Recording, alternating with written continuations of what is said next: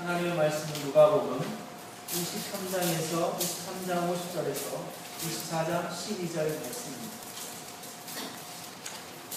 누가복음 23장 50절에서 24장 12절 말씀입니다.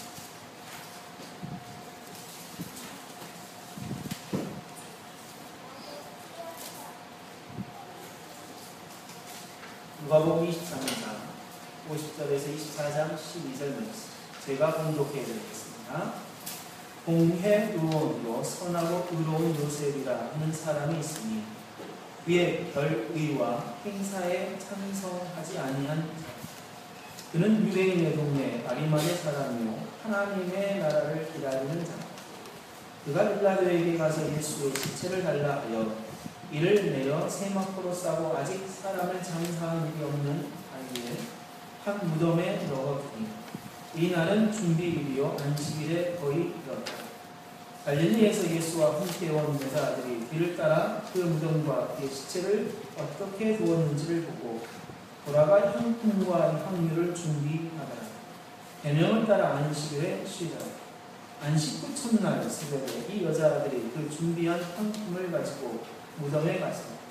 돌이 무덤에서 불러 옮겨진 것을 보고 들어가니 주 예수의 시체가 보이지 아니하더라. 이로 인하여 근심할 때에 문득 찬란한 옷을 입은 두 사람이 곁에 섰는지라. 여자들이 두려워 얼굴을 땅에 대니 두 사람이 이르되 어찌하여 살아있는 자를 죽은 자 가운데서 찾느냐. 여기 계시지 않고 살아나셨느냐. 갈릴리에 계실 때에 너희에게 어떻게 말씀하셨는지를 기억하라. 이르시기를 인자가 죄인의 손에 넘겨져 십자가에 못 박히고 제3일에 다시 살아나야 하리라 하셨느니라.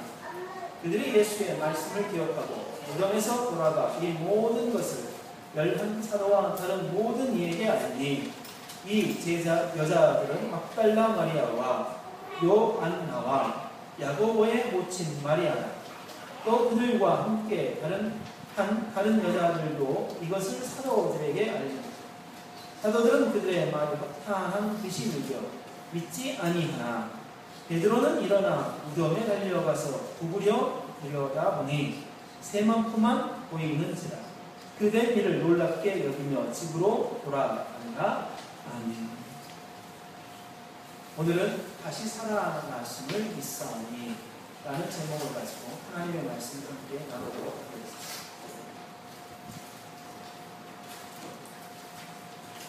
미국에 하면 꼭 제가 가보고 싶은 곳이 있는데 그것이 바로 그랜드 캐니언. 그랜드 캐니언 주변에 또 하나의 국립공원이 있다고 하는데 그 국립공원 이름이 엘로스톤이라는 곳이라는 것입니다. 그 엘로스톤에는요 월드 페이스풀이라는 간헐천, 그 명칭에 대해서는 제가 정확하게 모르겠지만 원천 지역이어서 따뜻한 물이 흐르는 지역이라고 합니다. 근데 거기에 땅에 구멍이 하나 나 있는데 그곳에 구멍이 나 있는데 그곳에 약 95분 간격으로 지상으로부터 하늘로 분수처럼 솟아오르는 현상이 나타나는데 그 높이가 무려 55m라고 합니다.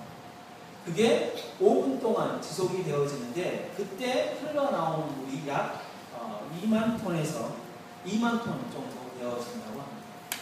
우리가 상상할 수치가 잘 상상이 안 되니까 굉장하다고 합니다.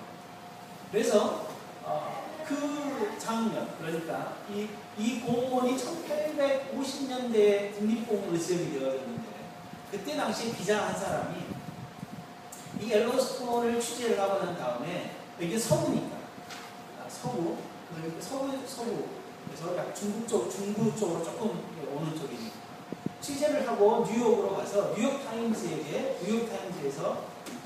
가서 그것에 대해서 보고를 했다고 합니다. 기사 자기가 그랬더니 뉴욕타임즈의 거의 대부분의 모든 사람들이 여기 취소되었구나.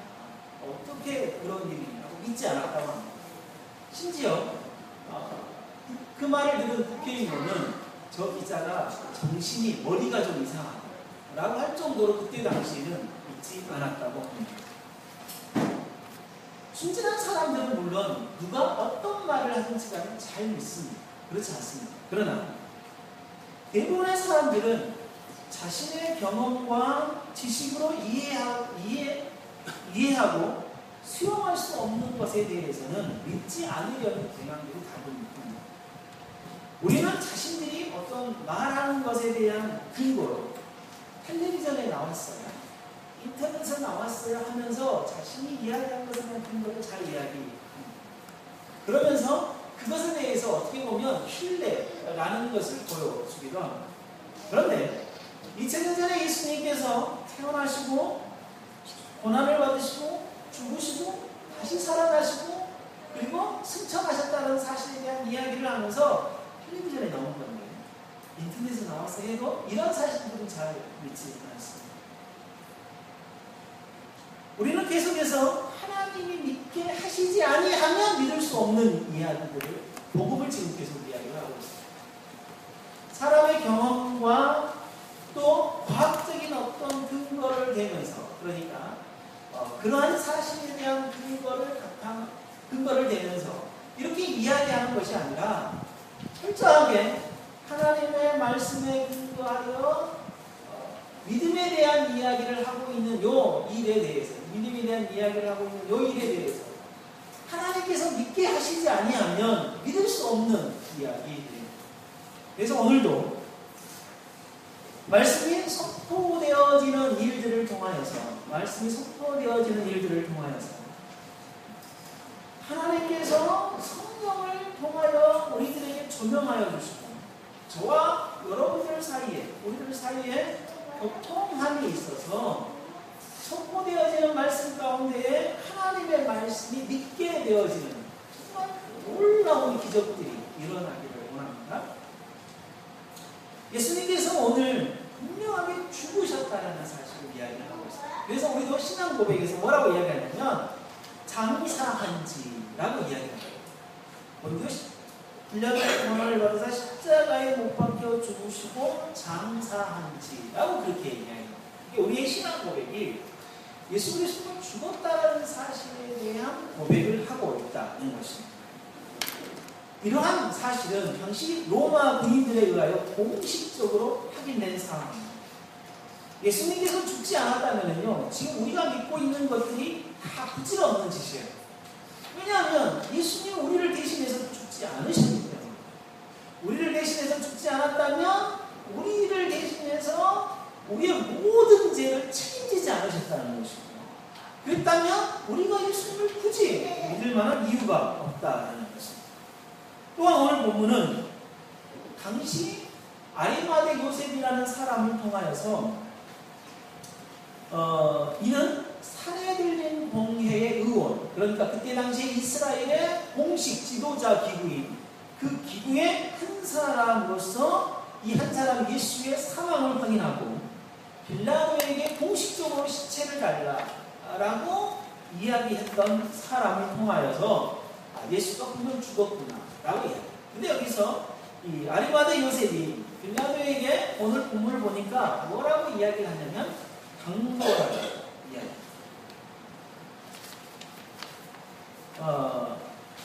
이 빌라도에게 가서 예수에게 신체를 달라고 이렇게 이야기하는데 요한복음에서는 이 아리마대 요셉이 빌라도에게 뭐라고 이야기했다고 이야기하냐면 당돌하게 이야기를 했다라고 그렇게 이야기를 합니다. 당돌하게는 용기를 내어 용감하게 라는 뜻입니다. 예수님의 죽음은 우리 모든 죄를 대신하여 죽으신 것입니다. 우리의 모든 죄를 대신하여서 죽으셨다는 것입니다. 그래서 예수님의 죽음 안에서는 이제 사망의 무서운 것이 다 제거되어졌다라는 의미가 여기에 들어져 있습니다. 예수님이 우리를 대신해서 죄에 대한 책임으로 다 책임을 지시기 위해 죽으셨다는 것은 우리가 죄 때문에 죽을 수밖에 없는 존재로서 죽음에 대하여 공포와 두려움을 갖고 있었던 우리들이었는 거예요. 예수님이 죽었다는 사실은 우리들의 모든 죄에 대한 책임을 다 짊어지고 죽으셨기 때문에 우리가 죽어야 하는 죽음까지 죽으셨다. 그러니까 우리가 두려움에 떨며 죽어야 하는 죽음까지 죽으셨다.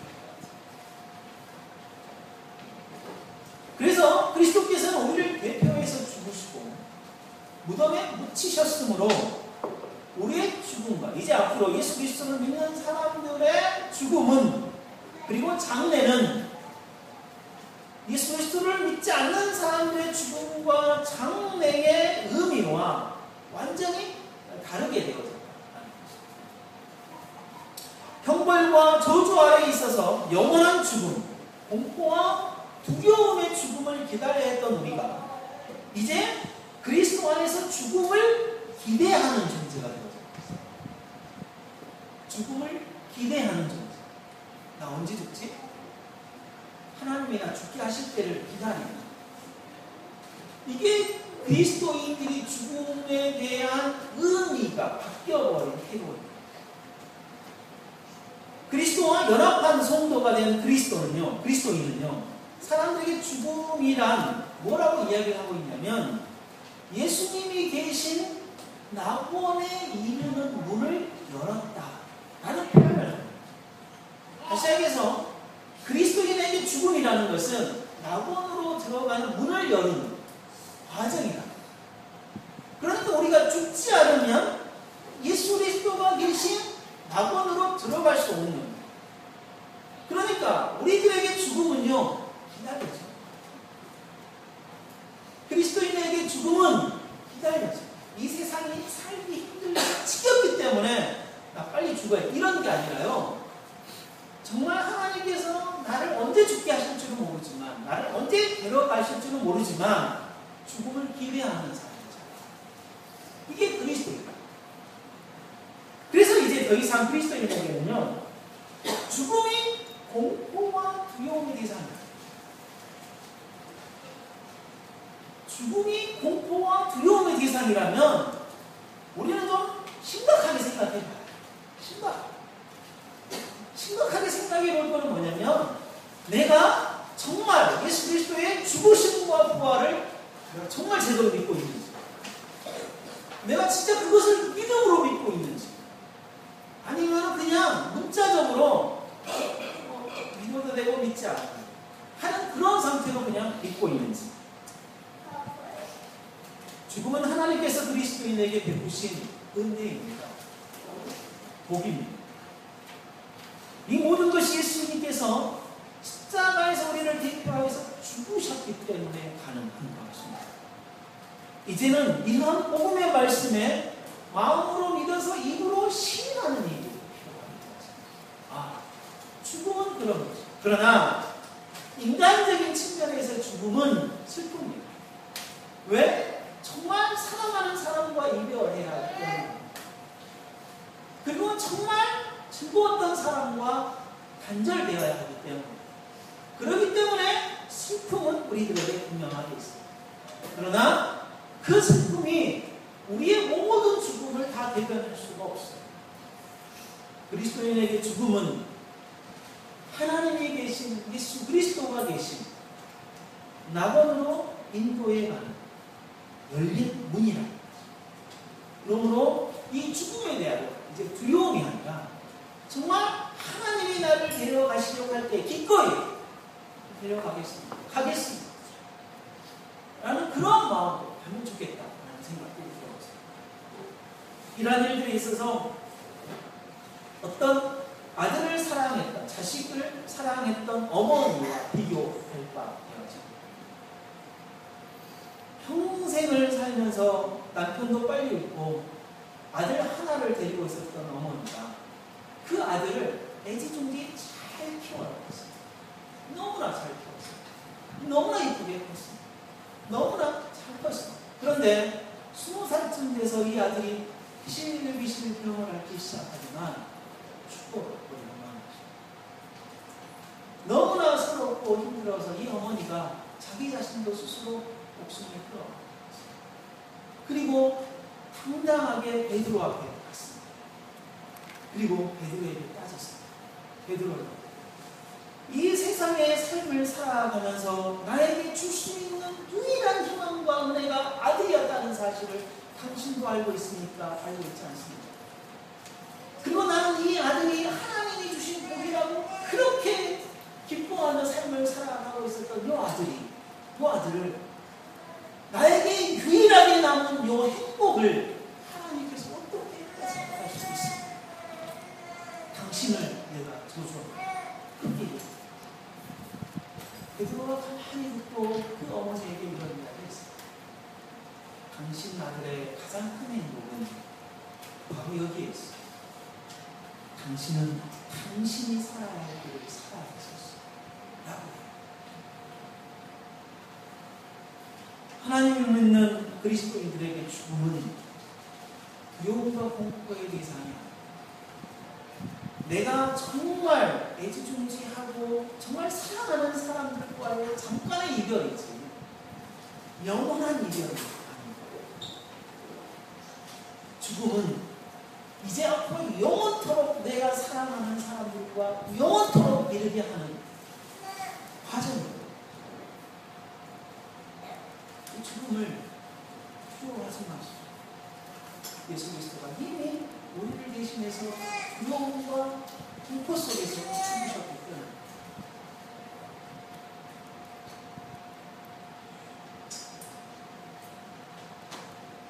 예수님께서 죽으시고 장사하셨습니다. 장사됨은 부활로 이어지는 중요한 과정입니다.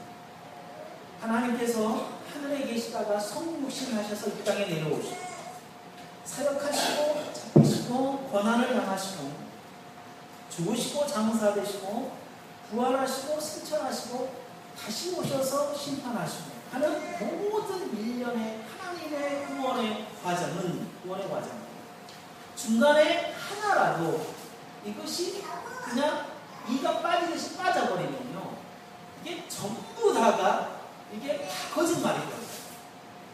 그러니까 예수 그리스도가 하셨던 우리가 믿음으로 고백하는 모든 고백하는 내용들이 하나라도 정말 믿음으로 제대로 고백되지 않고 그것이 나의 신앙으로 중심에 자리 잡지 않으면 내 신앙이 제대로 서 있지 않다라는 거죠. 내 신앙이 제대로 서 있지 않다. 예수님이 장사되었다는 것은 공식적으로 죽었다는 것을 확언하는 말입니다. 이 부분이 중요하게 신앙 고백에 들어가게 된 것은 예수님께서 죽지 않고 잠시 기절하여 죽은 척하였다 라는 것은요, 이제 무덤에 묻었는데 거기 무덤은 이렇게 흙으로 덮는 게 아니라 돌로 옮기잖아요. 동굴을 파서 그냥 이렇게 돌로 막아놓는. 그러니까 이 사람이 살아나가지고 동굴에 돌을 치우고 그냥 걸어 나올 수 있는 거예요. 좀 힘들겠지만 그 일이. 그렇기 때문에 예수 그리스도가 죽지 않았다라는 것, 죽어서 장사되지 않았다라는 것은요, 예수님이 잠깐 기절했다가 힘들어서 무덤에 묻혀 있었는데 이제 정신 번쩍 들어서 세마포를 흘러넘고 그 자리에 놔두고 그냥 나왔다 이렇게 이야기가 될 수 있는 확률이 큽니다. 그래서 이전에 예수님이 부활했냐 부활하지 않았냐라는 일들 가운데 이 부분을 가지고 예수님이 기절한 거다라고 주장한 사람들이 상당히 많았어요. 예수님이 죽지 않고 기절한 거다. 그래서 뭐냐면은 예수 그리스도가 죽으시고 장사되어졌다는 이 일들이 우리의 믿음의 고백함으로 분명하게 고백되어지고 있다라는 거죠. 이 장사 치르는 일의 중심에는 누가 있냐면 아리마대 요셉이 있습니다. 그는요, 그가 직접 가서 시체를 수습하고 몰약과 침량을 가져다가 시체를 닦아요. 근데 상해 들린 공회 의원으로서 아리마대 요셉이 직접 했다라고 보기에는 어려움이 있어요. 그래서 아리마대 요셉을 수종드는 종들이나 그리고 그 부하 직원들이 그런 사람들과 함께 가서 아리마대 요셉이 진두지휘를 하고 그 사람들이 예수님의 시체를 십자가에서 내려서 몰약으로 닦고 시체를 닦고 세마포를 입히고 하는, 그리고 아무도 사용하지 않았던 무덤으로 사용하려고 했던 바위를 파서 만든 동굴. 신기하죠? 바위를 파서 만든 동굴. 우리 이방산 뒤에 있죠. 그 이방산에 그 바위를 파면 엄청나게 많은 장비가 와야 되는데, 근데 그때 당시에 그런 장비가 없었지 않겠어요? 근데 이 지역은요, 동전 하나만 있으면 바위를 팔 수가 있어요. 바위가 그런가? 뜩뜩 긁으면 바위가 펴져요. 그래서 콩이라는 것, 그런 바위를 타가지고 지하 23층, 바위로 23층을 거미집같이 위로, 거기에는요 저 깊은 땅속에서 땅속까지 파고 들어가지고 우물 있죠. 우물도 파내고요. 그 우물에서 우물 있는 데가 고개를 싹 집어넣으면요 아래에서 찬 공기가 완전히 에어컨이 나고 정말 시원해요. 그리고 난 다음에 위에다 구멍 뚫으면요 전체가 환기가 다 돼요. 그래서 성경에 동굴을 파서 만들어 놓은 무덤이지만 한 번도 사용하지 않아요. 근데 이러한 동굴들은 부자들이 사용하는 거예요. 그래서 성경에 예수님이 부자 무덤에 갇혔다, 부자 무덤에 묻힐 것이라는 성경의 예언이 이루어집니다. 이때. 그래서 또한 아리마대 요셉이 이렇게 혼자가 아니라 그 수종드는 사람들과 함께 간 것은, 수종드는 사람과 함께 간 것은 아리마대 요셉만이 예수님이 죽어서 장사된 것에 대해서 증인으로 있는 것이 아니라 아리마대 요셉뿐만 아니라 다른 종들과 함께 예수님이 죽어서 장사했다는 증인으로 나타나게 되어 있습니다. 우리는 아리마대 요셉을 살펴보면서요, 어찌 보면 믿음이란 위기 속에서 정말 제대로 된 믿음이 나타나지 않아요. 평상시에는요, 믿음이 정말 하늘을 찌를 듯한 믿음을 가지고 있는 사람들이 있어요. 그러나 어려움이 당하고 시험이 좀 당하고 자기에게 힘든 것이 좀 오는 순간에는요, 그 믿음이 어디에 가고 있어요. 아리마대 요셉, 예수님이 잡히시고 고난을 당하신 이 사건에 있어서요, 정말 예수님과 동고동락을 했던, 그리고 예수님을 위해 내가 어떤 일이 있어 지켜주겠다고 했던 제자들은요 싹 예루살렘 바깥으로 도망가고 있어요. 그러나 정말 자신이 공회의 의원이면서 공회가 예수님을 죽이기로 결정한 그런 사실이 분명하게 있는 상황임에도 불구하고 자신이 공회의 결정을 완전히 뒤엎는 행동을 해야 하는 사건에 있어서, 그래서 자신의 어떤 의원직을 탈당할 수 있는 그런 상황, 그리고 아무도 그 죽은 예수님을 쳐다볼 수 없는, 그리고 수습하려고 생각하지 않는 그런 상황 속에 아리마대 요셉이 등장해서 예수 그리스도를 장사를 치르는 데서 사용되었다. 그리고 사용하셨다. 한 일들을 봤을 때 진짜 믿음을 가진 사람이 아리마대 요셉입니다. 아리마대 요셉. 심지어 제자들은 예수님이 살아나서 부활하였다는 소식마저도 듣고 그것마저도 믿지 않았던 사람. 그것마저도 믿지 않았던 사람. 그리고 의심 많은 베드로는 직접 그 이야기를 듣고 긴가민가 해서 동굴로 가가지고 동굴에 진짜 생업봉만 있다는 사실을 하고, 이야 정말 예수님이 살아났구나, 이게 아니라 자기 고향 갈릴리로 가서 배를 찾아서 고기를 잡아요.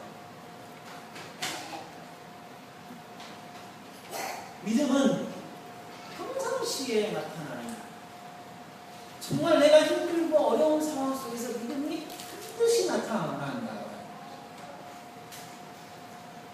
평안할 때 믿음을 제기라니요, 너무 무거워서요 제일 만한 저울이 없어요.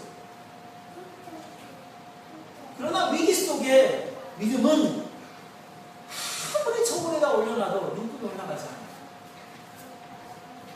이게 우리들일 수 있겠다라는 것입니다. 위기와 어려운 상황 속에서 자신이 보여준 믿음이 어찌 보면 진짜 믿음일 수 있습니다. 자신을 속이지 않는 믿음일 수 있다. 우리가 평상시에 이런 믿음으로 살아가려면 평상시에 하나님의 주인 되심을 인정해야 합니다.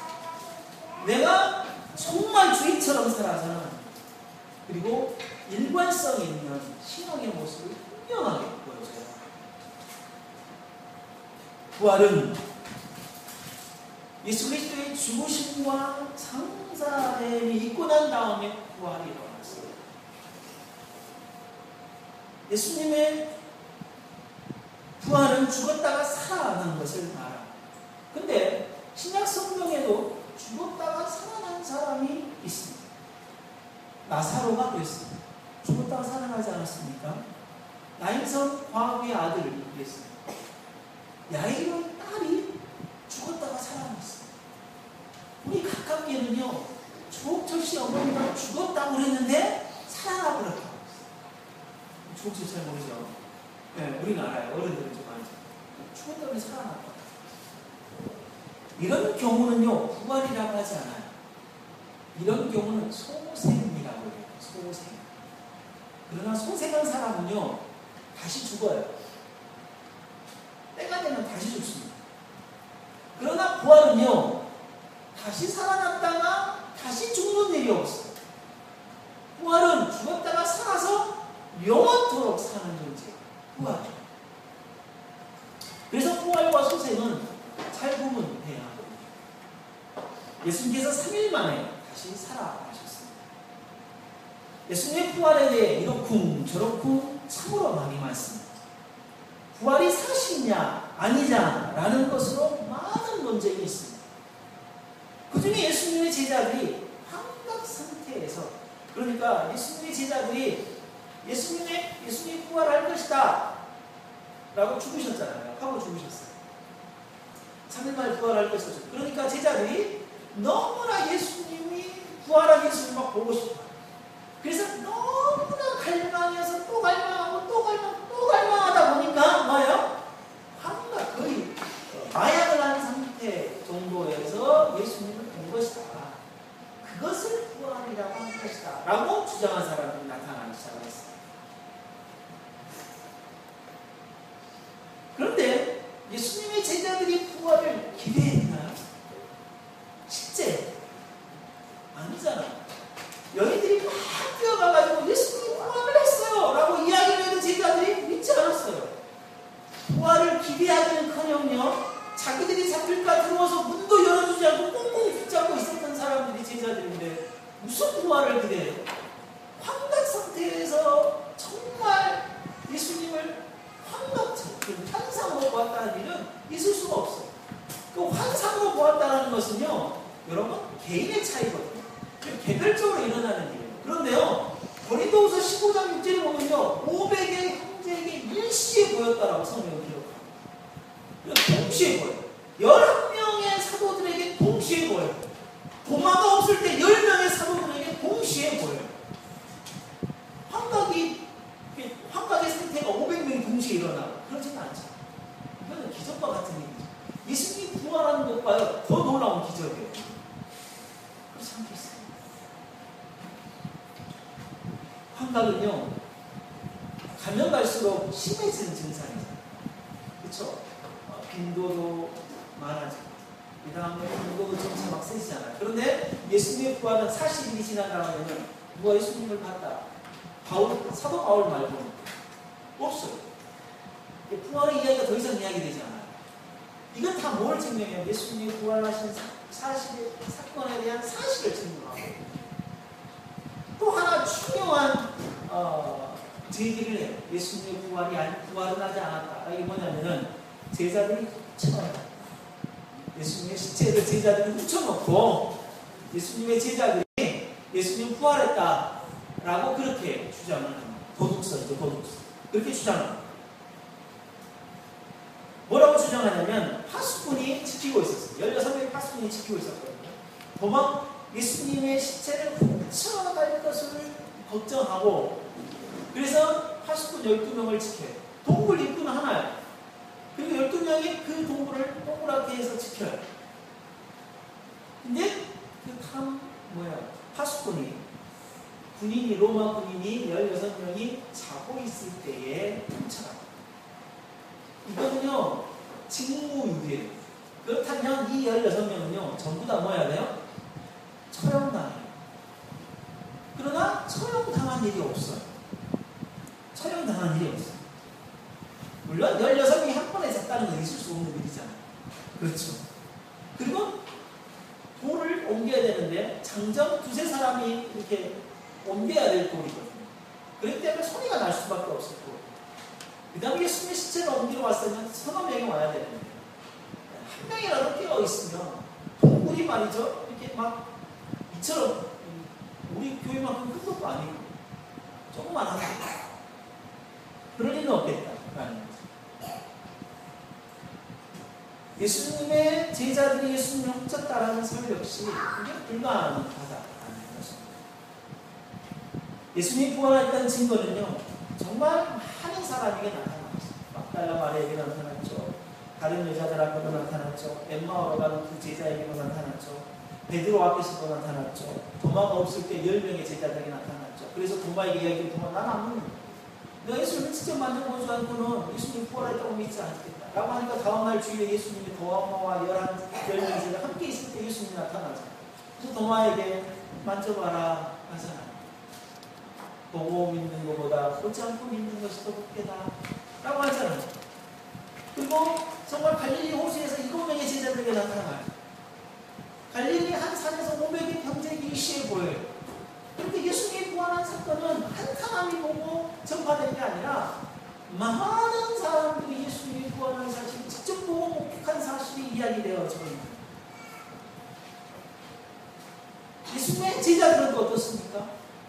예수님의 부활을 기대도 하지 않고 자기들이 잡힐까 두려웠는데도 이제 예수님이 부활했다는 사실을 분명하게 알고 직접 보고 확인하고 자기들이 예수님이 부활하였습니다, 예수님이 메시아입니다라고 이야기하면서 자기 목숨과 내놓는 일을, 그런 제자들이 어디 있어요? 부활도 하지 않았는데 예수님이 부활했다고 거짓말하고 자기 목숨을 내나요? 그것도 11명의 제자들이 전부 다? 그리고 예수님을 믿는 초대교회 많은 사람들이 그래요? 그럴 수 없는 거예요. 그런 기독교가 지금까지 형성되어졌던 것을 보게 되어지고 봤을 때 예수님이 부활하신 사건은 우리의 구원자라는 사실, 우리의 메시아라는 사실은 이거는 거짓말일 수가 없다. 사기를 쳐서 한번 정말 반짝일 수 있어요. 그래서 신천지가 별로 두렵지 않은 것은, 두려운 것은 있어요. 뭐냐면 정말 하나님을 잘 믿고 있는 성도들이 정말 한순간에 그 미혹에 넘어가서 빠져버린, 이단에 빠져버린 것이 두려운 것은 있어요. 그러나 신천지 자체가 두렵지 않는 것은 거짓말로 세워진 이 사이비가 얼마나 오래 가겠어요. 역사적으로 무슨 일을 일으키겠냐. 그럴 수 없다. 조금 있으면 없어져 버릴 거야.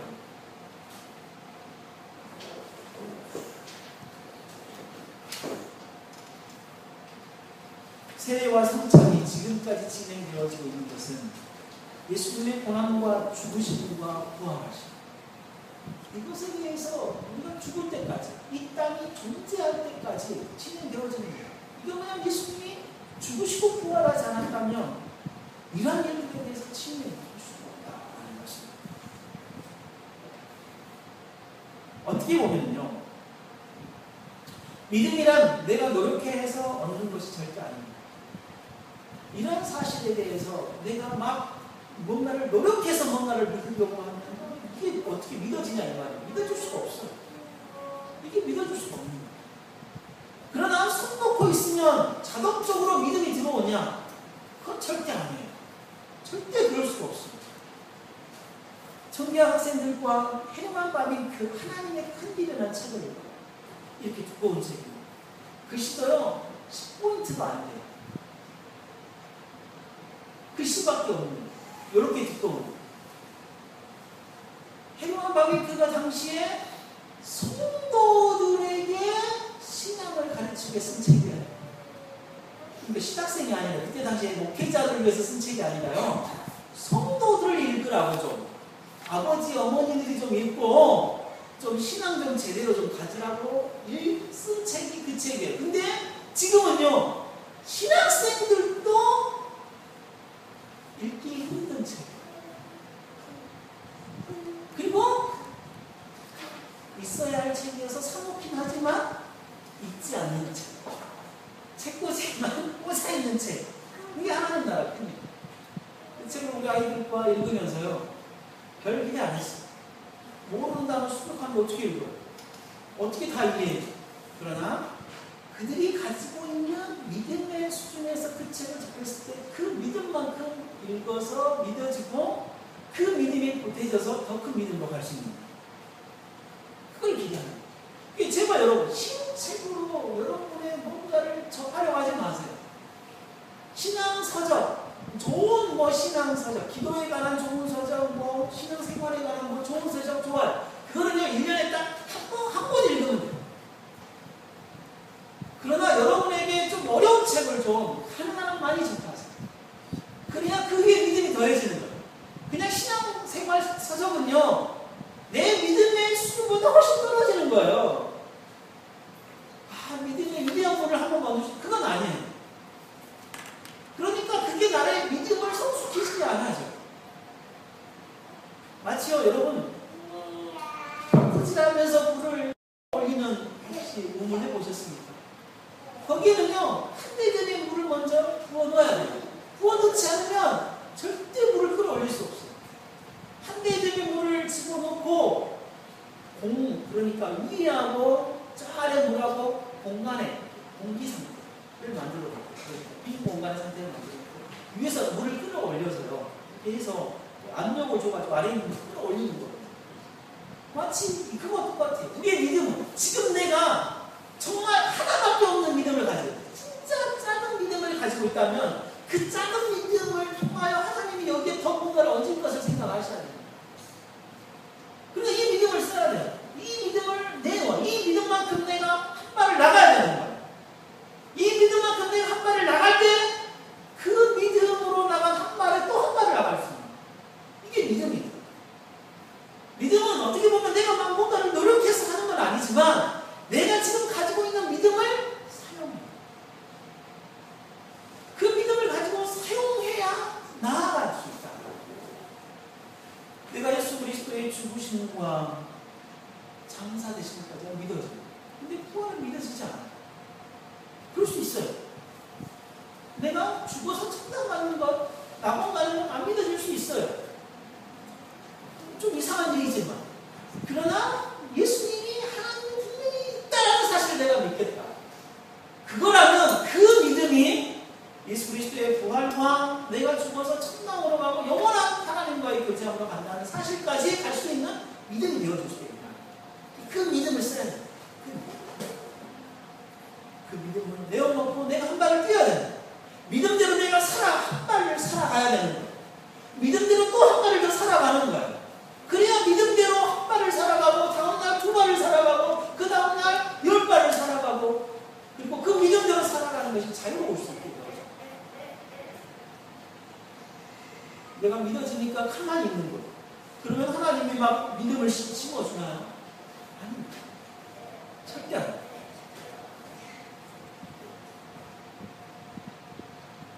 예수님의 부활을 말해주는 의미는요, 하나님의 아들이시다는 사실을 분명하게, 메시아라는 사실을 분명하게 이야기해 주는 것입니다. 그래서 예수님이 죽음을 정복할 수 있었던 것입니다. 저주를 감당할 수 있으셨고 하나님의 저주를 다시 부활이라는 것으로 우리들에게 희망으로 바꿔 놓으실 수 있었다는 것입니다. 그래서 부활, 예수 그리스도의 부활은 이 땅의 모든 그리스도인들의 참 열매가 되어 수 있었다는 것입니다. 예수님의 우리가 다시 살아나셨다는 사실을 믿는다고 고백할 때 우리는 세 가지로 생각해야 합니다. 첫 번째는 뭐냐면 내 죄가 용서받았다. 다시 여기서 예수님이 모든 죄를 대신해서 모든 죄를 가지고 다 책임진 것은 다 죽으신 거예요. 그럼 그걸로 끝이다면 부활이 없다면 지금 지고 끝나버리는 거예요. 나도 마찬가지예요. 내 대한 책임을 지고 예수님이 딱 지고 끝나버렸어. 그러면 이제 나는 어떻게 되지? 그 다음에 뭐 액션이 있어야 되는 거예요. 무슨 액션이 있어야 되냐면 내가 죄에 대한 해결을 받고 내가 어떤 다음 과정으로 가야 되는 거예요. 하나님과 영원한 교제함이 있다든지 아니면 내가 하나님을 믿고 영원토록 죄를 짓지 않고 삶을 살아갈 수 뭔가 힘이 있다든지 하는.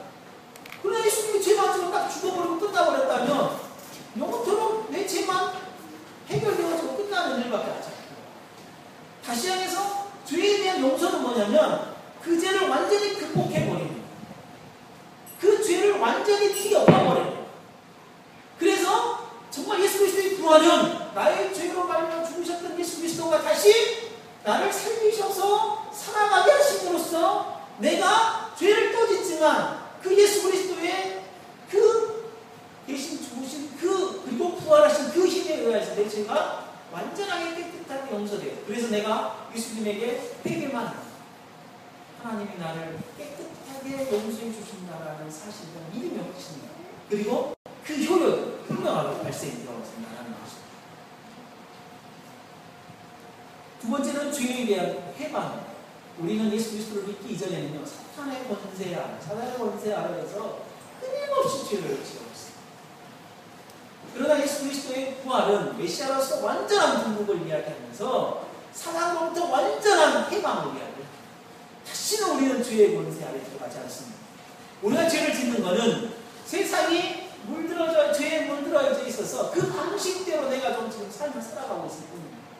그러한 방식대로 삶을 살아가니까 내가 죄를 짓고 있는 거지. 그 죄마저도 하나님 예수 그리스도가 이미 용서해 주시고 이미 다 해결해 주셨다는 사실이 우리들에게 너무나 큰 은혜이고, 그래서 우리가 죄에 대해서 해방이 되어졌다는 이야기는 우리는 다시는 사단의 권세 아래 가지 않는다. 우리가 사단의 권세 아래에 우리가 발목이 잡혀 있었는데 예수 그리스도의 부활은 이 발목 잡혀진 이 쇠사슬을 완전히 끊으셔. 다음으로 우리는 이제 미래에 대한 소망을 가질 수 있는 존재가 된 것입니다. 예수 그리스도의 부활을 믿는다라는 고백. 예수 그리스도의 부활이 없었다면요, 우리가 죽음이 두려웠을 것입니다. 죽지 않으려고 바둥바둥 할 것입니다. 왜냐하면 죽음을 뒤에는 모르기 때문에, 죽음 뒤에 뭐가 있을지도 모르기 때문에. 그래서 예수 그리스도가 죽고 그 다음이 부활이라는 사실, 그 사실을 이제 우리가 알게 되었기 때문에, 이제 그 죽음 이후에도 내가 분명하게 부활이라는 것을 하는 우리들에 대해서 소망이 생기는 거예요. 그러니까 이 땅에서 힘이 생기는 거죠. 죽음에 들어온 게 아닌 거죠. 내 인생에 대한 소망이 생기는 거예요. 그게 예수 그리스도가 다시 살아나셨다고 우리가 고백합니다. 우리가 예수 그리스도의 다시 살아나심의 고백하는 거지. 고백할 때, 이제 내가 이제 완전히 내 죄를 용서받아. 나는 다시는 사단의 권세 아래 가지 않고 완전히 그들에게부터 해방이 되죠. 내가 죽음 이후에 뭐가 있을지는 몰랐지만 이제 죽음 이후에 예수님처럼 부활한다라는 것을 확실히 내가 이제 선명하구나. 내 모든 인생, 영원토록 살아가는 인생이 선명하구나. 그 사실에 대해서 분명하게 알게 되어졌다는 사실을 알고 예수 그리스도의 다시 살아나심에 대한 믿음의 고백이 우리 안에 있어야 할 것입니다. 부활이 아직도 믿어지지 않습니다. 부활이 나와 전혀 상관이 없는 일처럼 느껴지십니다. 우리가 이 땅에 직접 눈으로 보고 만지는 일에 익숙해져서 신령한 하나님의 계획하심을 느낄 수 없어서 혹시 외면하고 있는 것은 아닙니다. 예수님께서 죽으시고 부활하셨다는 것을 믿는 것은 우리가 먼저 인간적으로 저 낙원으로 보내드린, 그리고 그곳에서 지금 예수님과 함께 계시는 모든 분들에 대한 다른 의입니다. 또한 하나님께서 우리에게 베푸신 참된 은혜에 대한 정당한 은혜를 누리는 것입니다. 부활을 소망하지 않는다면 현실에 안주하고 현실의 목숨을 걸고 현실에서 모든 문제를 풀려고 발버둥하려 할 것입니다. 예수님께서 죽으시고 3일 만에 부활하셨음을 믿는 신앙 고백의 믿음으로 우리가 이 땅에서 하나님의 하늘의 신령한 복을 누리고 미래에 대한 소망을 품고 삶을 살아가는 우리 모두가 되시기를 바랍니다. 기도하도록 하겠습니다.